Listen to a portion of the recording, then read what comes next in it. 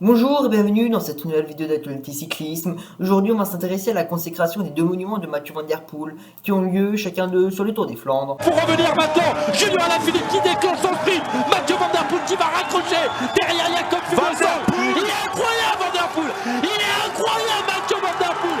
Il s'appelle comme sur la flèche provençale il y a quelques années. Tour des Flandres 2020. Pour cette édition 2020 du Tour des Flandres, les organisateurs ont prévu un parcours de 244 km qui sillonnera à travers la Flandre entre Anvers et Oudenaarde, en passant comme d'habitude par les mythiques monts pavés du Loup-de-Guarmont, du Koppenberg et du Paterberg. Mais cette année, le Tour des Flandres accueillera de nouvelles têtes d'affiche, normalement habituées à briller sur les classiques ardennaises ou bien les grands tours. On retrouvera donc Romain Bardet, Michael Katowski, le champion du monde, Julien Alaphilippe.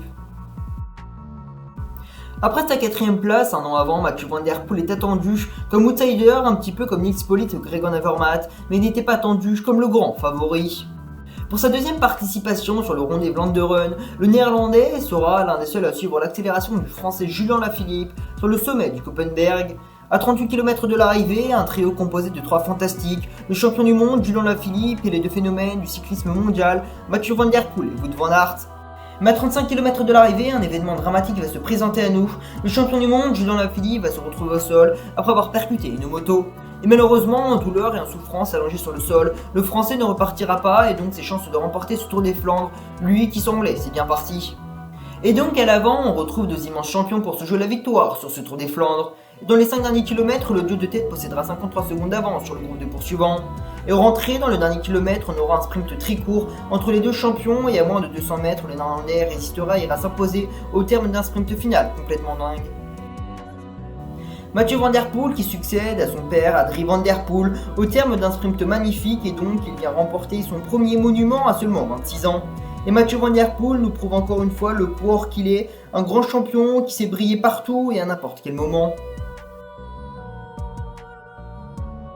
Tour des Flandres en 2022. Après sa grande désillusion en 2020 se faisant battre au sprint par Kasper Asgreen, et surtout dans le final on avait compris que Mathieu Van Der Poel en avait trop fait, c'était donc relevé dans les 100 derniers mètres, permettant à Kasper Asgreen de s'imposer un peu à la surprise de général, car tout le monde voyait Mathieu Van Der Poel s'imposer mais ça s'est joué à la condition physique. Le néerlandais a-t-il retenu la leçon ? Sur ce Tour des Flandres 2022, long de 73 km, avec secteurs pavés et du immonde, le Taillenberg, le Koppenberg et l'enchaînement diabolique du Guarmont Paterberg, avec des pourcentages qui permettront sûrement d'écrimer le peloton, peut-être bien passer à l'attaque, sachant que le dernier passage se situe à seulement 14 km de l'arrivée. Mathieu Van Der Poel désigné comme grand favori en raison de l'absence de Wout van Aert, son meilleur ennemi, qui a réalisé un début de saison impressionnant, était donc désigné comme le grand favori, mais en raison de l'absence de ce dernier, c'est Mathieu Van Der Poel le nouveau leader de ce Tour des Flandres. Alors oui, le Belge ne sera pas présent, mais Mathieu Van Der Poel devra quand même se méfier de Tadej Pogacar, qui participe à ce monument pour la toute première fois, mais un coureur dont sa polyvalence est plus que bluffante. Le duel entre le coureur slovène et le coureur néerlandais devrait nous offrir un magnifique spectacle. À 50 km, dans le premier passage du vieux Guarmont, Tadej Pogacar décide d'attaquer, mais cette fois-ci Mathieu Van Der Poel gère son effort, et comme prévu, ce premier passage sur ce vieux Guarmont fait littéralement exploser le peloton, principalement dû à l'attaque de Tadej Pogacar. Et l'enchaînement avec le Paterberg est difficile, et là aussi Pogacar est à son avantage, et deux Slovènes basculent en tête du Paterberg en la personne du rouleur Jan Tratnik, et le puncher grimpeur Tadej Pogacar impressionnant pour sa toute première participation. Le Slovène décidera une nouvelle fois d'accélérer sur un nouveau mont pavé, le coureur de la UTMB Mirek est intenable sur ces Tours des Flandres 2022, ils seront que deux à prendre sa roue, Valentin Madouas au prix d'un incroyable effort, et Mathieu Van Der Poel qui parvient à suivre encore une fois le Slovène Pogacar. Lors du passage dans le vieux Guarmont, Tadej Pogacar placera une grosse accélération sur ses monts pavés, et Mathieu Van Der Poel impressionnant réussira à prendre une nouvelle fois la roue du Slovène. Il sera d'ailleurs le seul, le Slovène, qui une nouvelle fois durcit la course, on assiste à une course d'usure par l'arrière sur ces Tours des Flandres 2022.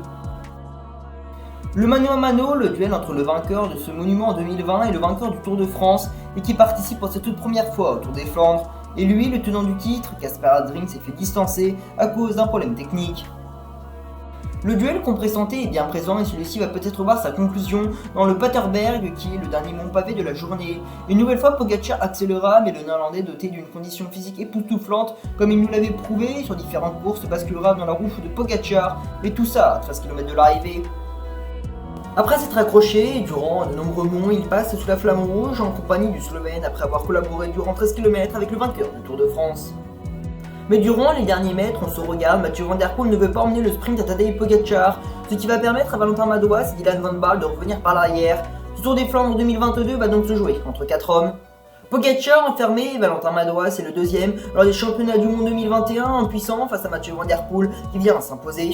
Il remporte son deuxième monument, il aura été malin, il aura attendu son moment et surtout n'a pas fait le jeu de Tadej Pogacar et assisté aux assauts du Slovène pour aller s'imposer dans un final ahurissant.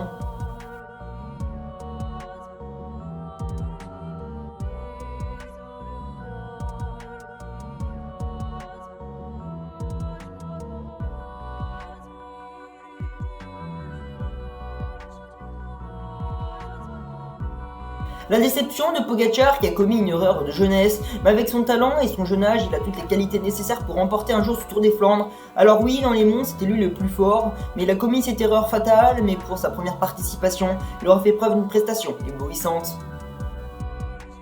Au terme du Tour des Flandres 2022, c'est officiellement le 5e monument décroché par la famille Van Der Poel-Polydor. Il en avait eu 2 pour le papa Adrien, pour le grand-père Raymond Polydor, et donc 2 pour Mathieu Van Der Poel, 2 monuments remportés sur la même course, les Tours des Flandres.